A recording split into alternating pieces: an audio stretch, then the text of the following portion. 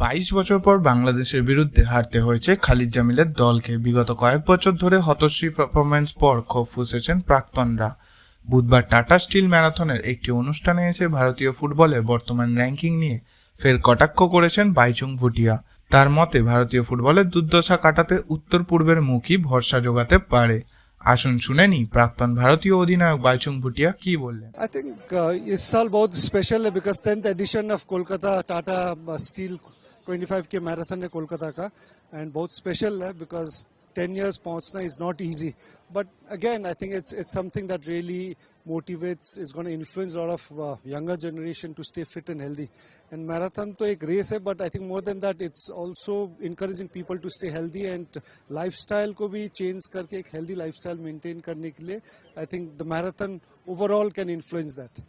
किस तरह की आप देखते हैं हर एज कैटेगरी का यहाँ पे जिस तरह से सिलेक्ट किया गया गोल्डन जी जी यहाँ पे जो प्राइस है इंटरनेशनल प्लेयर्स भी यहाँ पे ज्वाइन करते हैं कितना लेवल में अगर बात करें एथलेटिक्स का कितना बड़ा एक इंस्पायरिंग ये होना चाहिए। आई थिंक ये मैराथन तो ऑब्वियसली इंटरनेशनल स्टैंडर्ड का है। ऑलरेडी ओलंपिक मेडलिस्ट लोग भी रन कर चुके हैं and there are lot of international runners भी है एंड इस साल भी I think there will be lot of participant, over 20,000 participate ये मैराथन कर रहा है एंड इस साल भी I think there will be big names and ये marathon I think is one of the biggest marathon in India.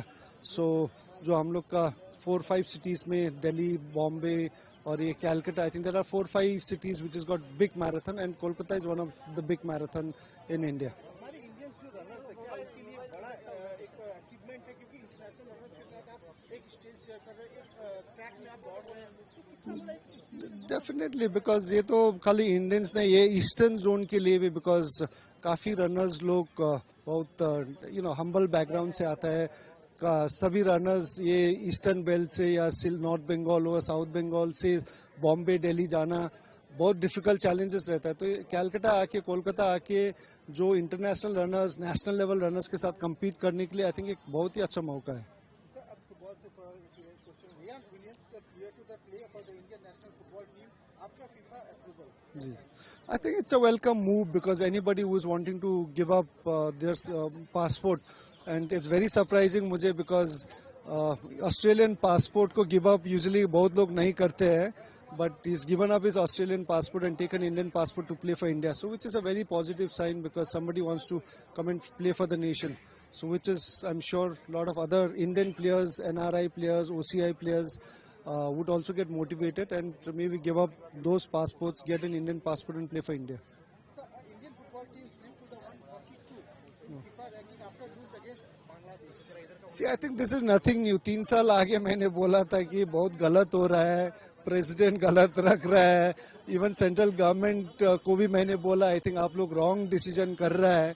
So I think now people have realise, 3 साल के बाद देखने को मिला है कि काफी, and people, it's good thing that they have realise that गलती हुआ है। So in future I think it's very important that we get in right people with right knowledge, right passion, और जो फुटबॉल को they can really take the game forward. So I think it's very important that anywhere players abhi, one good bad thing is that we've had player as a president, and for a lot of our players who are trying to be an administrator in federation, it becomes a wrong example. So hopefully I think this mistake is learned, and hopefully from next year when there is new body in AFF and other federations, bureau report, we get the Travo right news people in. Bangla.